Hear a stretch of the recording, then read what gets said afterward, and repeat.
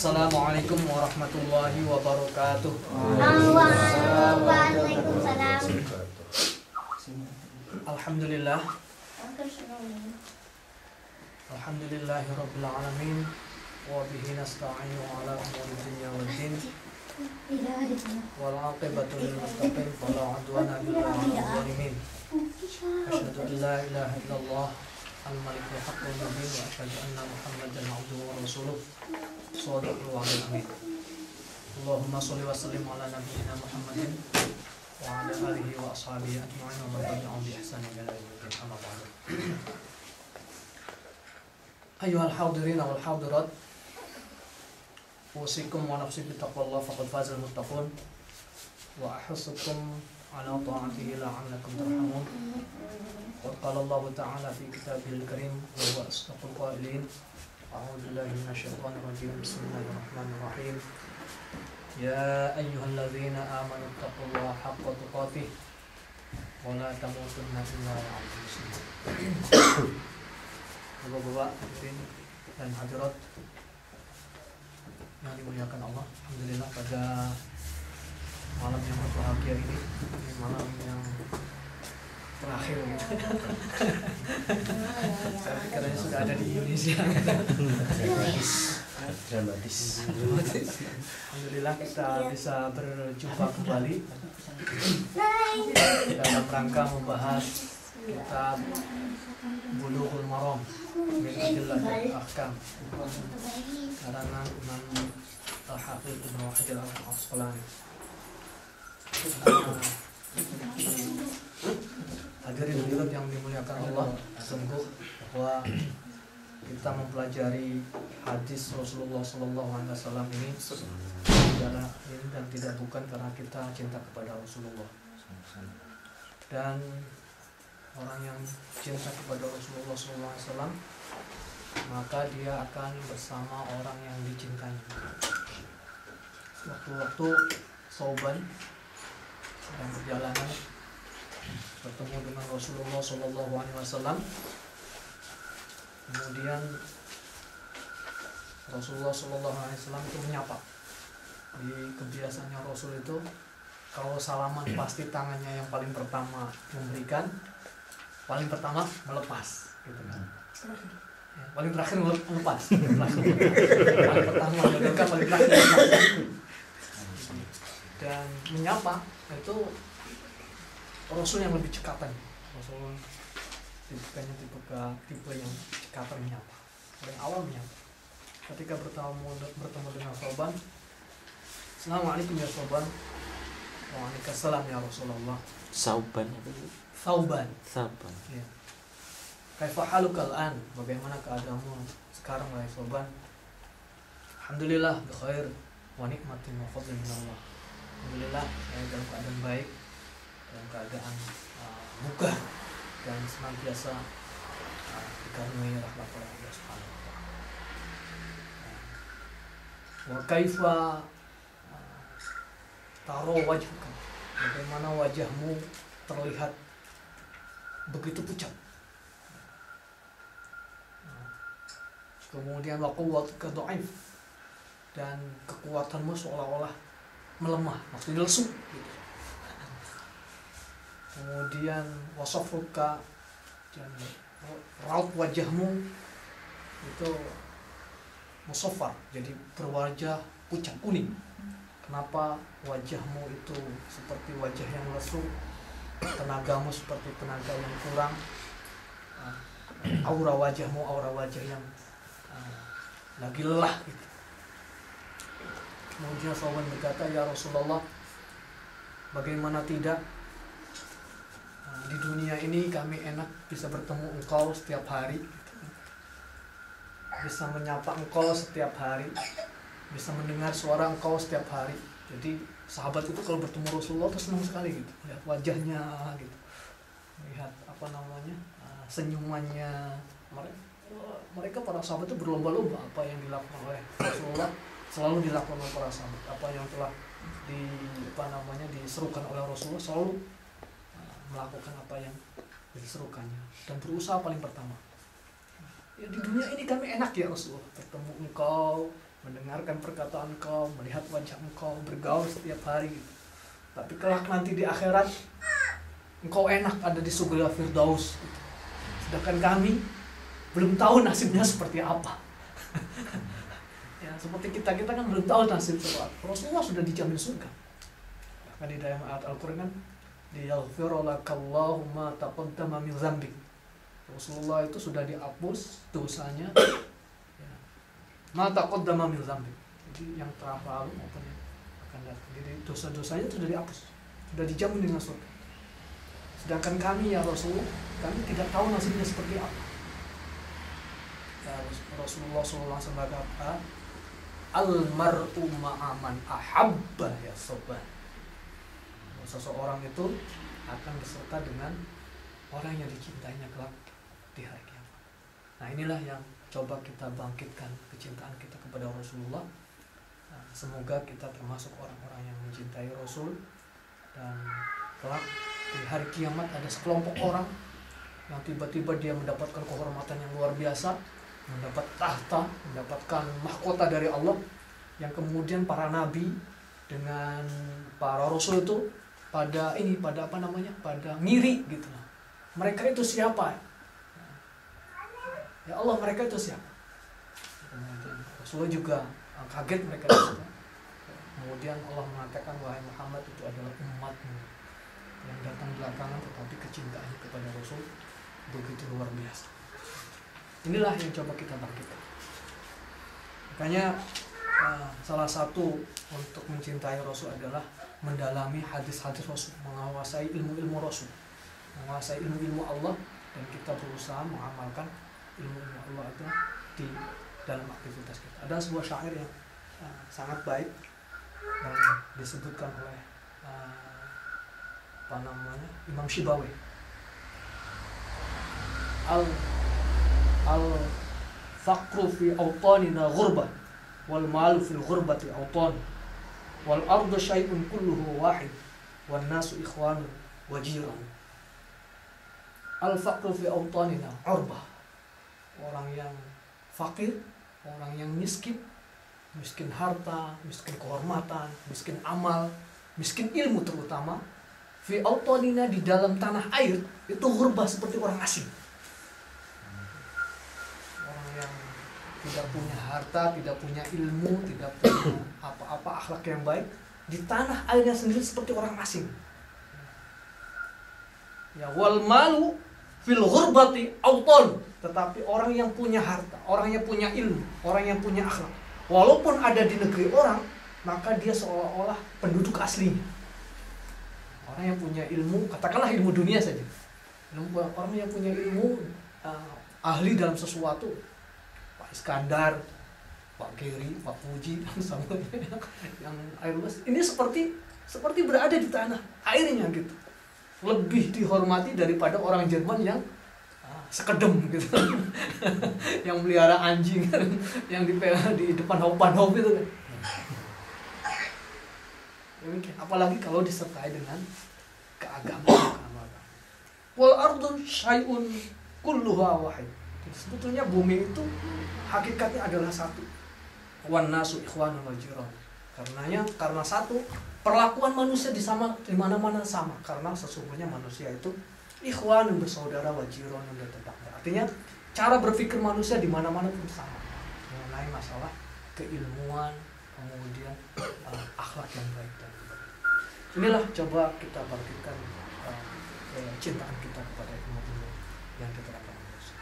Baiklah, Bapak-bapak, Ibu-ibu sekalian, mari kita buka majelis kita dengan bacaan Bismillahirrahmanirrahim. Bismillahirrahmanirrahim. Kita sampai pada bab tentang wudhu, hadis yang ke 41 ya? Hadis yang ke-41. Wa an Aisyah. Yang terjemahan dari hadis yang ke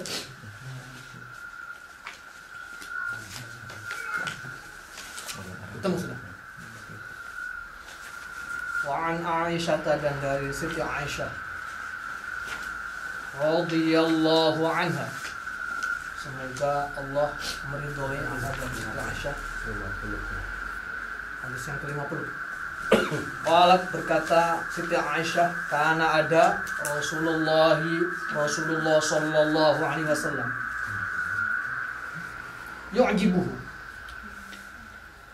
Yu'jibuhu itu membiasakan. Ajib dari kata ajib, tapi di sini maksudnya adalah membiasakan. Membiasakan Rasul at-tayammunu mendahulukan tangan kanan. At-tayammun itu mendahulukan tangan kanan. Selalu mendahulukan tangan kanan. Fi tana'ulihi, di dalam menggunakan tana'ul. Iya, menggunakan sandal. Wa tarajjulihi. Tarajjul apa itu? Nyisir. Wa tarajjulihi dan nyisir, wa tuhurihi dan membersihkannya Rasul, dalam bersucinya Rasul atau wudunya Rasul. Wa fi sya'nihi, dan setiap tingkahnya Rasul, kullihi, semuanya, muttafaqun alaih. Ini hadis tentang sunnahnya menggunakan kanan. Karena Rasulullah yu'jibuhu tayammunu fi tana'ulihi wa tarajjulihi wa tuhur. Jadi Rasulullah itu senantiasa menggunakan kanannya ketika beliau itu menggunakan sandal, ataupun ketika menyisir, ataupun ketika dan ketika bersuci, dan semua hal sesuatu yang baik-baik. Ini hampir semuanya. Hanya ada 3 kesempatan, ada 3 hal yang Rasulullah menggunakan yang kiri. Apa yang kiri? Istinjanya sama aja. Yang hal-hal yang kotor. Cepok. Ini berarti at-tayassur ya.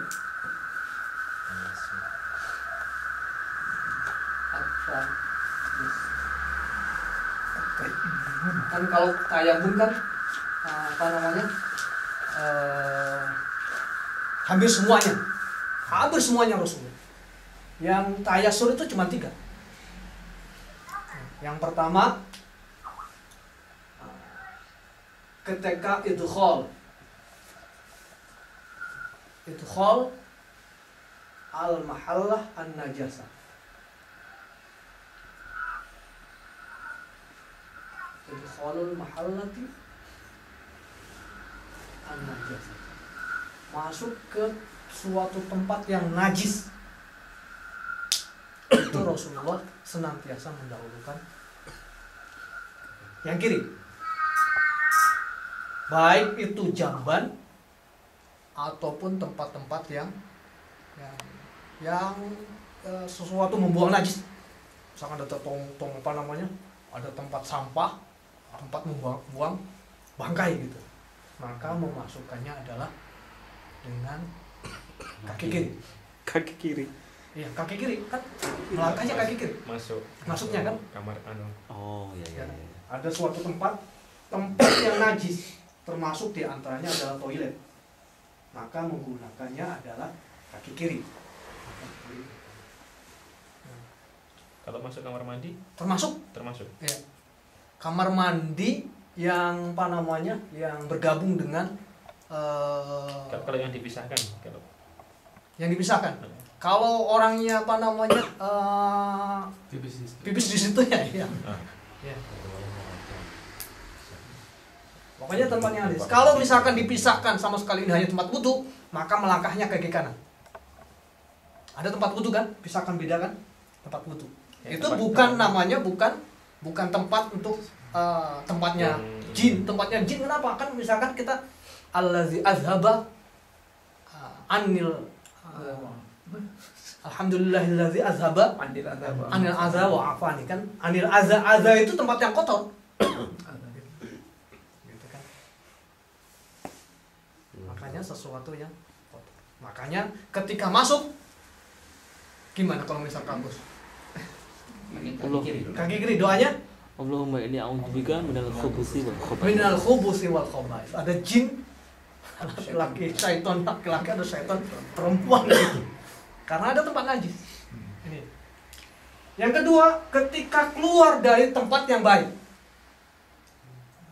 Al-khuruj min mahallah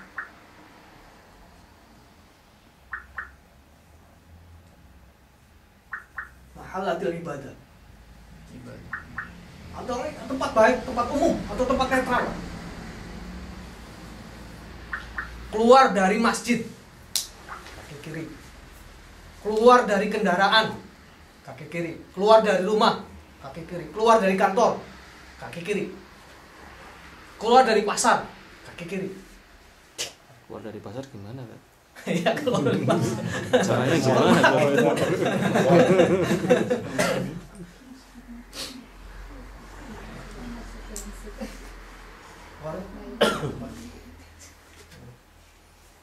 Ini ya. Yang ketiga adalah masuk ke tempat ibadahnya orang lain. Al-idkhal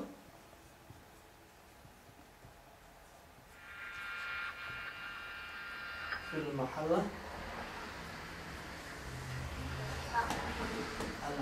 al-ibadatul ghair.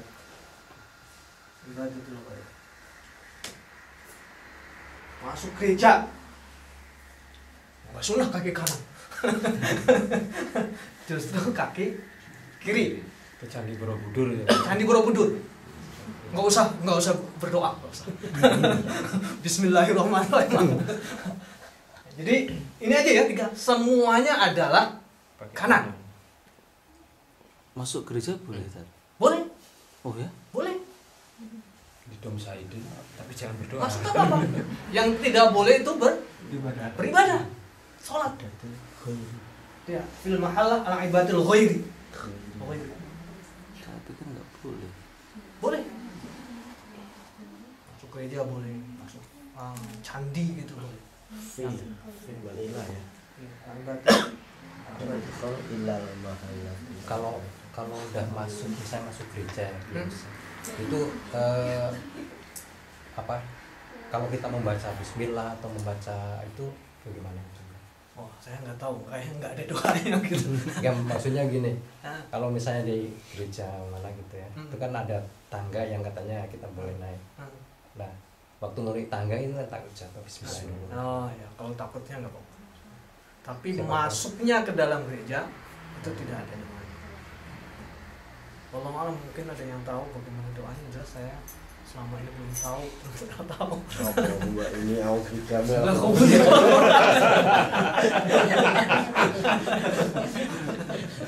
jadi gini ya, semua yang ada selain ini maka hukumnya kanan.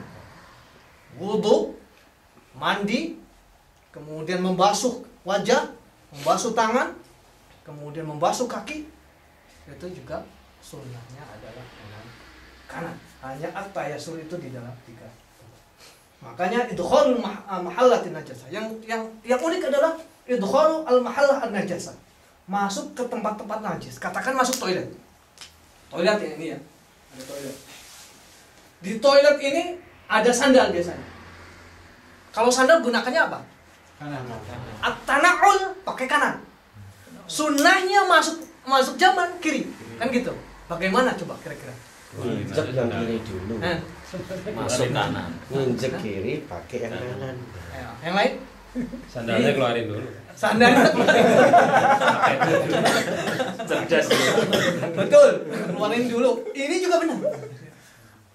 Dari masuk dulu pakai kaki kiri, tapi jangan dipakai. Diinjak. Baru memasukkannya pakai kanan. Karena apa? At-tayassur idkhal mahallin najasah itu dengan kaki kiri sunnahnya. Sedangkan at-tana'ul tadi sunnahnya dengan kaki kanan. Maka masuk dulu kiri, baru masukkan kaki kanan. Itu pernah ada seorang sahabat itu Anas bin Malik salah satu pembantu Rasulullah nyoba gitu. Rasulullah gimana sih? Kan ada juga yang hadisnya demikian gitu kan? ada juga yang ini ya. Ada ngetes gitu, bukan ngetes ya. Ngetes. Kenapa Rasulullah masuknya kaki kiri diinjak? Dua-duanya ini. Subhanallah ya. Indah sekali. Inilah apa namanya? Keluar masjid juga gitu, keluar masjid ya. Keluar masjid juga gitu. Kiri Kan diinjak. biasanya kan kakinya keluar kiri dulu kan. Iya. Biasanya saya pakai dulu di depan tuh, di depan sebelum keluar. Kakak. Kan di depan tuh ada tempat untuk yang kotor, masukin dulu ke kanan terus baru keluarnya pakai. Tapi kalau misalnya masjid itu kan dari masjidnya sendiri kan, bukan dari gedung masjid itu. Misalnya kayak di yang kan Strasse gitu ya, yang di Gasfeld itu kan masjidnya itu terbatas. Setelah itu kan baru ada tempat sendal sepatu. Nah kita kan keluar dari masjidnya kan, bukan Keluar dari masjidnya. dari masjidnya, bukan Keluar dari dari masjid. tempat sepatunya itu. Iya. Bukan dari tempat sholat. Jadi keluar dari masjid. Jadi Tempat itu sholatnya. Tempat sholat. Tempat ya. sholat. Tempat sholat. Ini turun tangga gitu maksudnya. Iya. Iya. Yang Tangga masjidnya kan pertama. itu, yang lainnya kan udah kayak serambi atau apa gitu. Iya. Dilihat batas suci itu ya. Tapi kalau misalkan gini, kayak di Al-Fatilah kan Gimana? ada batasnya kan gitu. Ini ada ruangannya, dia ada ruang suci. Tekniknya berarti masuknya kaki kanan ke arah masuk gedung, masuk masjidnya kaki kanan ke arah masuk masjid. Terus keluarnya Keluarnya kaki kiri, kemudian kaki kiri gitu. Tapi injek dulu dia, injek dulu terus pakai sepatunya gitu.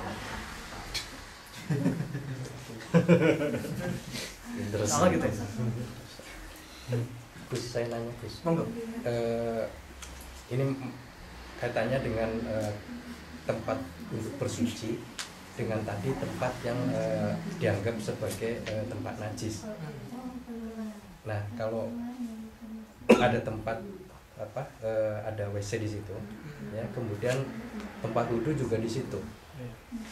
Itu hukumnya bagaimana? Apakah kita wudhu di tempat najis atau bagaimana itu? Terus.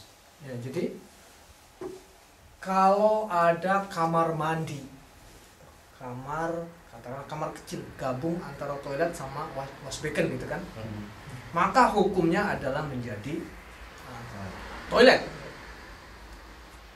Hukumnya menjadi toilet. Wudhu tidak menjadi masalah.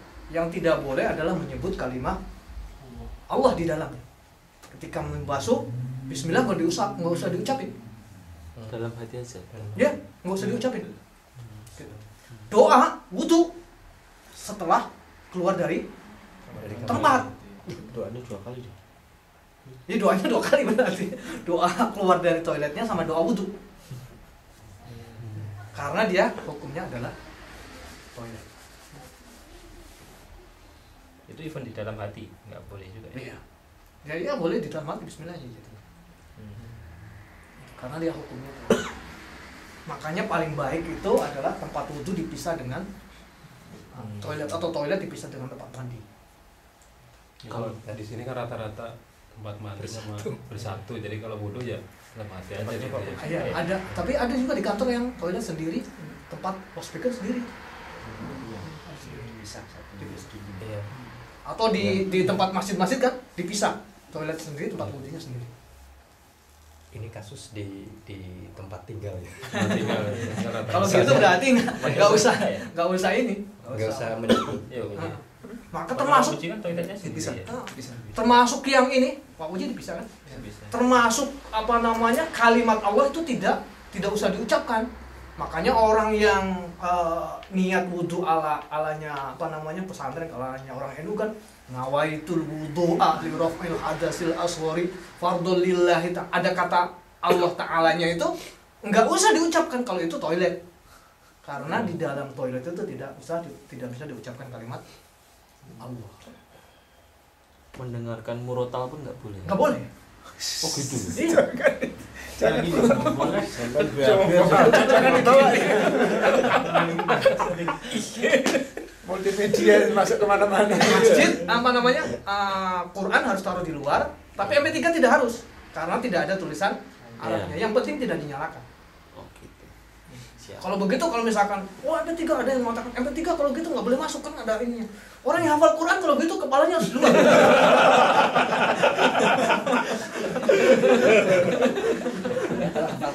Iya kan, banyak kepala kan. Jangan kepalanya di luar. Jangan di murojaah. Yang penting di dalam Al-Quran, di dalam toilet tidak dimurojaah ataupun tidak didengarkan. Kalau dalam toilet nulis SMS boleh. Tulis Allah. Salam. Allah ya. Nanti ada babnya di toilet. Apakah itu kan ngomong atau tidak? Besok datang nggak Pak? Insya Allah. Jadi ingat waktu ini, waktu apa namanya? Waktu di di Bali gitu. Ada teman di dalam toilet gitu kan. Dia mau pamitan. Saya mau pamit dulu ya. Iya. Assalamualaikum. Dia di toilet. Waalaikumsalam. Itu di toilet. Astagfirullah. Cuma gambar. Wah, ngakak kita yang ketawa. Saya kadang suka bingung juga. Saya yang telepon model itu wireless itu nggak telepon kebet kencing ya biasa aja sambil kencing. Tapi begitu dia nutup, waduh, nggak sambung. Kan jadi susah jawabnya kalau pas gitu. Sambil kencing bisa megang kan? Luar biasa. Ya kalau dia harus tanya. Gini ya. Salah itu ya. Jadi yang ininya tuh toiletnya. Toilet. ya. Tempat ada tempat buang najisnya berarti masuknya adalah al-mahallah najis. Jelek-jeleknya Kalau- dilebihkan gitu. Iya. Kalau untuk tempat untuk mandi itu bukan termasuk najis ya. Tidak termasuk najis. Jadi misalnya Kecuali busa- kalau kita busa memang- sama wash basin aja gitu. Iya. Kecuali kalau kita buang air kecil biasa di situ. Kalau kita buang air kecil biasa di situ dia menjadi toilet hukumnya. Oh gitu? Ya. Hanya tempat mandi? Kalau kita biasa buang air kecil bukan bersama mandi ya, kita buang airnya kecilnya di situ. Enggak, maksudnya gini, kan sesekali kan di sini kan, nah otomatis kan ya kadang sekali seperti Sekali itu. nggak menjadi masalah. Bukan Karena kebiasaan tempat membuang najis. diajarinya dulu saya masuk kamar mandi gitu, bukan kebetulan WC kan terpisah, tapi tetap masuk kamar mandi ditulis di sana tuh. Apa? Pakai kaki kiri. Allahumma inni a'udzubika. Berarti dia berpikiran bahwa di tempat itu orang biasa buang air kecil. Maka kalau orang jadi biasa membuat air kecil, kita hati-hati, dianggap saja itu tempat buang air kecil najis. Tapi kalau di Ambil azza kan kotoran maksudnya. Buang najis gitu. Tapi kalau di Indonesia kan memang meskipun itu apa toilet itu dipisah. Iya, itu biasanya terkadang gitu, kita makanya. buang Iya.